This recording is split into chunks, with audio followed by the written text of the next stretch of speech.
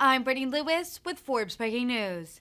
In Senate floor remarks on Thursday, Senator Ted Cruz accused the Biden administration of, quote, comprehensive and catastrophic foreign policy in South America, Central America, and the Caribbean. Citing the spread of far-left governments Cruz described as anti-American, he worried about the new leftist administration coming to power in Colombia. Cruz expressed his dismay at Gustavo Petro, a former guerrilla fighter, taking power, fearing that Colombia will go the way of Venezuela, and blaming his rise on the, quote, weakness and appeasement of Biden and Secretary of State Antony Blinken. Cruz, a vocal anti-communist and anti-socialist, has been a staunch critic of the Biden foreign policy, which he has seen as too lenient on far-left foreign governments as well as historical enemies of the United States. A potential 2024 Republican presidential contender, Cruz has ratcheted up his rhetoric decrying President Biden's foreign policy, painting the president as lenient on terrorism, national security, and strong diplomacy. Madam President, I rise today to discuss the acute dangers to American national security that have formed and are deepening across the Western Hemisphere. These dangers have coalesced, Madam President, because of the comprehensive and catastrophic policies pursued by President Biden and his administration. Already, 9 governments across South America, Central America, and the Caribbean are controlled by socialists. All of these governments, with only one exception, are also overtly and ideologically anti-American. They are committed to undermining American security and to endangering Americans. This weekend, on Sunday, Colombia will become the 10th government in the region controlled by the hard left when the country's new president, Gustavo Petro, will take office. I am deeply worried that once he does, Colombia will join the ranks of anti-American forces in Latin America. Petro is the first openly Marxist to be elected president of Colombia. He was brought to power by Colombia's leftist fringe, including guerrillas and terrorist groups. Colombians are rightly and for decades have resisted Marxism and have rejected the hard left. The first reason for this is that Marxists have long been violent guerrillas who have wreaked havoc in Colombia. The second reason is that Colombians are well aware of what has happened in other Latin American countries that have elected or have seen leftists seize power. Cuba and Venezuela, for example, have endured socialist and communist regimes that have tortured, killed, silenced dissidents, have denied freedom, have driven countless people into exile, forcing many to flee or be murdered. People are rightly asking, what happened? The answer, unfortunately, is as straightforward as it is worrying. Joe Biden and his policies happened. The Biden administration seems ideologically committed to systematically alienating our allies and empowering our enemies. In this goal, and perhaps only this goal, they have been wildly successful. Since Joe Biden's been in office, we've seen forces for evil in Iran, in Afghanistan, in Russia, in China, in Venezuela, in Cuba gain strength, while our friends and allies in Israel, Ukraine, Hong Kong, and Taiwan have felt abandoned and alone. And this pattern has been repeated in the Western Hemisphere. In Mexico, we're seeing deepening civil unrest and the erosion of civil society, the breakdown of the rule of law across our southern border, a crisis directly caused by Joe Biden's policies and political decisions, poses acute national security challenges and dangers to the United States. Mexican President López Obrador seems intent on making these trends worse. And when I questioned a Biden State Department official on Obrador's targeting of American companies and the nationalization of energy in Mexico, he wouldn't even admit that those were bad things. And if he's not willing to admit to the Senate Foreign Relations Committee that the leftist president of Mexico targeting of American companies and the nationalization of energy in Mexico are bad things, then we can be certain the Biden administration is also unwilling to convey that to Mexico. When we saw Cubans flood the street last summer yelling "Libertad" and waving American flags, the Biden administration couldn't even bring itself to come out with a strong support and statement for the people marching in the streets of Cuba. In statement after statement, as protesters swept into the street, administration officials failed to unequivocally support the protesters and critically failed to condemn the brutal thugs that the communist regime was sending to assault, brutalize, and silence the speech of Cuban citizens seeking freedom. And when it came to Colombia, the Biden administration went out of its way to undermine and to alienate the pro-American government of Colombian President Duque. President Biden denied Duque a call for the first 5 months of the administration, providing morale and momentum for Duque's domestic enemies. Biden finally did call Duque at the end of June last year, after his helicopter came under attack by anti-government terrorists. And what was the reward Biden had for the terrorists?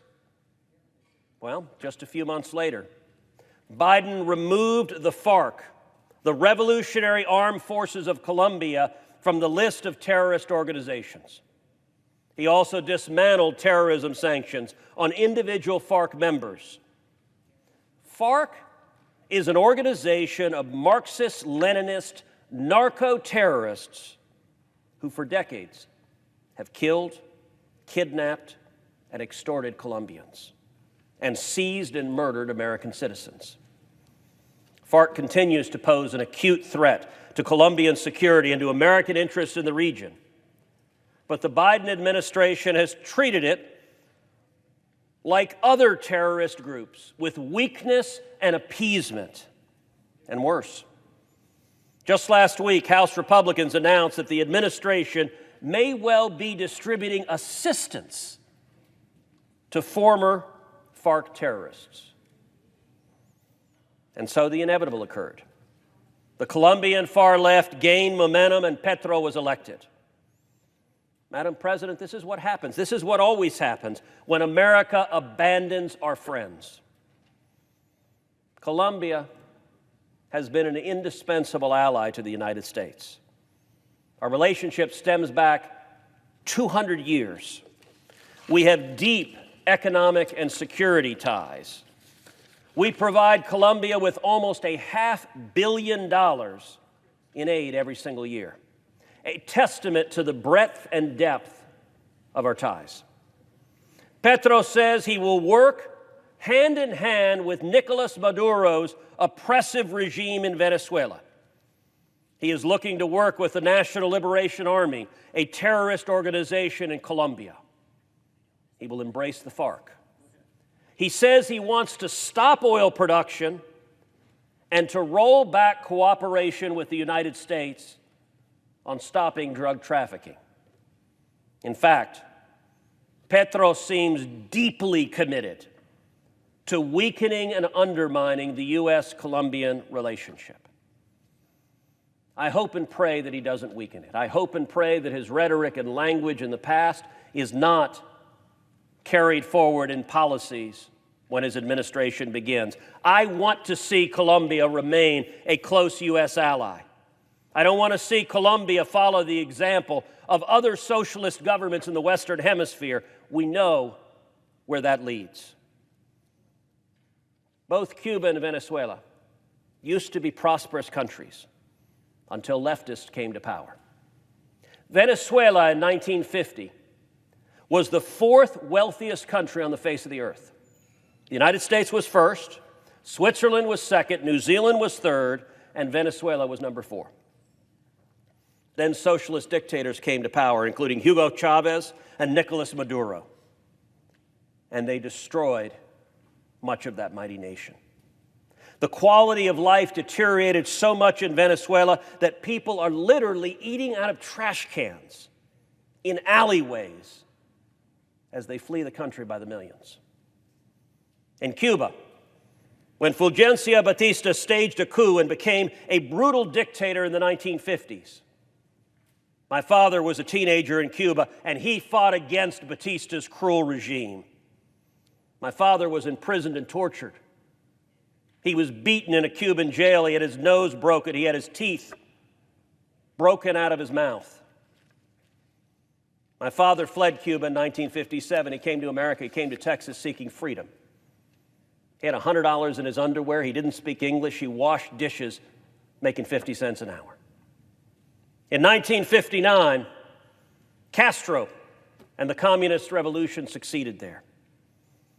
Shortly thereafter, my father returned to Cuba only to be horrified at the evil and oppression that Castro had brought, at the murder, at the torture, at the suffering, at the poverty. My aunt, my tia Sonia, his kid sister, was still in Cuba. My tia Sonia fought in the counter-revolution against Castro.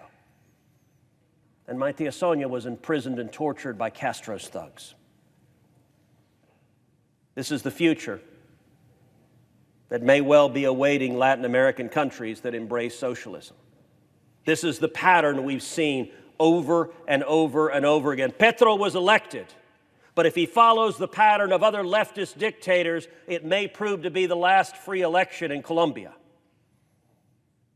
So how has the Biden administration handled Petro's rise to power, which their own weakness and their own appeasement facilitated, with yet more weakness and appeasement?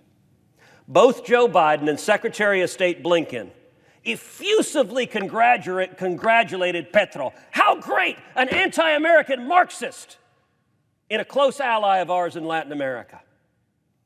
And they said they looked forward to working with him on shared interests. I hope those shared interests don't include undermining the United States of America. Madam President, there is value in clarity. There is value in telling the truth about what socialism does to a country from the bully pulpit of the United States. If the Biden administration won't support American allies, if they will actively undermine American allies as they did the pro-American government of President Duque, and if the president won't check our adversaries, stand up to our enemies, then Congress must. Last month, I introduced legislation that would reimpose terrorism sanctions on the FARC and on FARC-related terrorists. Those sanctions should never have been removed. And doing so highlighted the lack of respect and support for our friends and allies in Colombia. Mere months before the Colombian election, Joe Biden's delisting the FARC contributed to the election of an anti-American Marxist.